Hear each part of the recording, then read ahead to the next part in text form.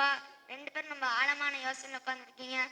வலைக்கும் ஸலாம் வரஹ்மத்துல்லாஹி வபரகாத்துஹு அப்துல்லா. அட ஒண்ணுமில்லப்பா, சில நேரம் தொழுகையில நல்ல மனமுருகி துஆ செய்ய முடியுது. குர்ஆன் ஓதும்போது கண்ணீர் வருது. ஆனா சில நேரத்துல ஏனோ தெரியல, தொழுகையில ஒரு சுணக்கம், உள்ளத்துல ஒரு வறட்சி. என் ஈமானில் ஏதாவது கோளாறா? அதை தான் யோசிச்சுட்டு இருந்தோம். ஆமாம் அப்துல்லா, எனக்கும் இதில் சந்தேகம் உண்டு. ஈமான் என்பது எல்லா மனிதர்களுக்கும் எப்போதும் ஒரே அளவாத்தான் இருக்குமா, அல்லது அது கூடவோ குறையவோ செய்யுமா? சுப்ஹானல்லாஹ், நீங்க 2 பேரும் கேட்கிற கேள்வி இதோ சாதாரணமான விஷயம் இல்லப்பா. இது இஸ்லாமிய கொள்கையின் மாபெரும் அடித்தளம். அகீதா அல் ஈமான் யஸீது யன்குஸ், ஈமான் கூடும் தாழ்ந்துவிடும். ஈமான் ஒரே சீரா நிலைச்சு நிற்காதா அப்துல்லா? அது கூடி குறையுமா? ஆமாம் ரஷீத், ஈமான் என்பது நாவால் மொழிவது, உள்ளத்தால் உறுதியாக நம்புவது, உடல் உறுப்புகளால் அமல் செய்வது. அது இறைவனுக்கு பயந்து நன்மைகள் செய்வதால் கூடும், அவனுக்கு மாறு செய்து பாவம் செய்வதால் தாழ்ந்துவிடும் என்பதுதான் அஹ்லி சுன்னா வல் ஜமாத்தின் யதார்த்தமான கொள்கை. ஈமான் கூடும் குறையும் என்பதற்கு குர்ஆனிலும் சஹாபாக்களின் வாழ்வியல்களிலும் என்ன ஆதாரங்கள் இருக்கு அப்துல்லா? அல்லாஹ் தன் குர்ஆன்ல பல இடங்களில் முஃமின்கள் ஈமான் அதிகமாகும் நேரடியாகவே சொல்றானே. உதாரணத்திற்கு வஇதா துலியத் அலைஹிம் ஆயாத்துஹு ஜாதத்ஹும் ஈமானா, அவனிடமிருந்து அவனுடைய வசனங்கள் ஓதி காமிக்கப்பட்டால் அவளது ஈமான் மேலும் அதிகரிக்கும். ஆதாரம் சூரா அன்ஃபால். அது மட்டுமா, சூரா அல் ஃபத்ஹ்ல யஸ்தாது ஈமானம் மா ஈமானிஹிம், அவர்கள் தங்களது ஈமானோடு மேலும் ஈமானை அதிகப்படுத்திக் கொள்வதற்காகவே அல்லாஹ் முஃமின்களின் இதயத்தில் அமைதி இறக்கி வைத்தான். மாஷா அல்லாஹ், குர்ஆன் வசனங்கள் எவ்வளவு தெளிவாக இருக்கு. சஹாபாக்கள் இதை எப்படி பார்த்தாங்க அப்துல்லா?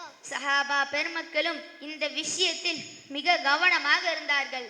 மாபெரும் சஹாபி உமர் பின் அல் கத்தாப் ரலியல்லாஹு அன்ஹு அவர்கள் மற்ற நபித்தோழர்களை பார்த்து, வாருங்கள் நாம் சற்று அமர்ந்து திக்ர் செய்து நம் ஈமானை அதிகப்படுத்திக் கொள்வோம், தஆலு நஸ்தாது ஈமான என்பார்கள். ஆதாரம் சஹீஹுல் புகாரி, அத்தியாயம் 2, கிதாபுல் ஈமான், ஹதீஸ் 8க்கு முந்தைய பாடம் மற்றும் முன்சஹ் பின் அபி ஷைபா, செய்தி எண் 30363. சுப்ஹானல்லாஹ், அப்படி என்றால் நாம் அமர்ந்து திக்ர் செய்வதும் நன்மைகள் செய்வதும் நம் ஈமானை நேரடியாக உயர்த்துகிறது. அப்துல்லா, இந்த மார்க்க கொள்கையை நமக்கு தெளிவுபடுத்திய நமது பொன்னான இமாம்கள், 40 இமாம்கள் மற்றும் ஹதீஸ்கள் அறிஞர்கள் இதை பற்றி என்ன கூறியிருக்கிறார்கள்? மிக முக்கியமான கேள்வி ரஷீத். நமது இமாம்கள் அனைவரும் இதில் கூட்டுரிமை இஜ்மா கொண்டுள்ளார்கள். ஒவ்வொன்றாக சொல்கிறேன், கேளுங்கள். 1. இமாம் மாலிக் பின் அனஸ் ரஹ்மத்துல்லாஹி அவர்களிடம் ஈமான் கூடி குறையுமா என கேட்கப்பட்ட போது, அல் ஈமானு கௌலுன் வ அமலுன் யஸீது வ யன்குஸ், ஈமான் என்பது சொல் மற்றும் செயலாகும், அது கூடும் மேலும் தாழ்ந்துவிடும் என திட்டவட்டமாக கூறினார்கள். ஆதாரம் வரஹுசுல் இஅ்திகாத் அஹ்லி சுன்னம், செய்தி எண் 1582. இமாம் ஷாஃபிஈ ரஹ்மத்துல்லாஹி அவர்கள் தனது போதனையில் தெளிவுபடுத்துகிறார்கள், அல் ஈமானு கௌலுன் வ அமலுன் வன் நிய்ய லா யப்கா அஹதும் மின்ஹும் இல்லா பில் ஆஹிரா யஸீது பித் தாஅ வ யன்குஸு பில் மஅசிய்ய. ஈமான் என்பது நாவால் மொழிவது, உள்ளத்தால் நீயத் செய்வது, உடல் உறுப்புகளால் அமல் செய்வது. அது இறைவனுக்கு பயந்து நன்மைகள் செய்வதால் கூடும், அவனுக்கு மாறு செய்து பாவம் செய்வதால் குறையும். ஆதாரம் வரஹுசுல் இஅ்திகாத் அஹ்லி சுன்னம், செய்தி எண் 1592. 3. இமாம் அஹ்மத் பின் ஹம்பல் ரஹ்மத்துல்லாஹி அவர்களிடம் ஒருவர், ஈமான் கூடி குறையும் என நாம் பகிரங்கமாக சொல்லலாமா என கேட்கப்பட்ட போது, நஅம் யஸீது ஹத்தா யப்லுக அஹ்லுல் இல்லியீன் வ யன்குஸு ஹத்தா லா யப்கா மின்ஹு ஷை. ஈமான் எந்த அளவு உயரும் என்றால் வானத்தின் உச்சி இல்லையின் வரை உயரும், எந்த அளவு தாழ்ந்துவிடும் என்றால் ஏதும் இல்லாத நிலை வரை கூட தாழ்ந்துவிடும் எச்சரித்தார்கள். ஆதாரம் அசுன்னா அபூபக்கர் அல் கல்லால் 977. 4. இமாம் புகாரி ரஹ்மத்துல்லாஹி அவர்களின் கூற்று, இமாம் புகாரி ரஹ்மத்துல்லாஹி அவர்கள் தொகுத்து கூறுகிறார்கள், லகீது அக்ஸர அல்ஃபி ரஜுலின் மின் உலமா லம் அரா அஹதும் மின்ஹும் யக்தலிஃபு ஃபீஹ் அன்னல் ஈமான கவுலுன் வ அமலுன் வ யஸீது வ யன்குஸ். நான் 1000 மார்க்கறிஞர்களுக்கு மேலாக சந்தித்து பேசுகிறேன். ஈமான் என்பது சொல் மற்றும் செயலாகும், அது கூடும் மேலும் தாழ்ந்திடும் என்பதில் அவர்களுக்கிடையே எந்த ஒரு மாற்றத்தையும் நான் கண்டதில்லை. ஆதாரம் வரஹுசுல் இஅ்திகாத் அஹ்லி சுன்னம், செய்தி எண் 320. அல்லாஹு அக்பர்.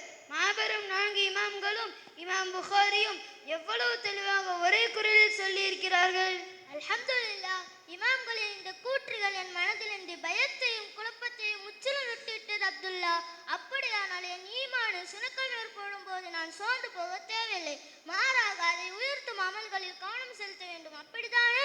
சரியாக புரிந்து கொண்டாய் ரஷீத். ஒரு பாத்திரத்தில் தண்ணீர் குறையும் போது நாம் மீண்டும் எப்படி தண்ணீரை நிரப்புகிறோமோ அதுபோல ஈமான் குறையும் போது நற்செயல்களால் அதை நிரப்ப வேண்டும்.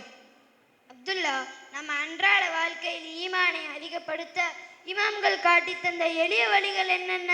நாமும் நம் வாழ்க்கையில் கடைபிடிக்க வேண்டிய 4 எளிய வழிகள் உள்ளன. 1, இறைவேதமான திருக்குர்ஆனை அர்த்தம் உணர்ந்து ஓதுவது. திருக்குர்ஆன் வசனங்களை சிந்திக்கும் போது நம் ஈமான் தானாகவே உயரும்.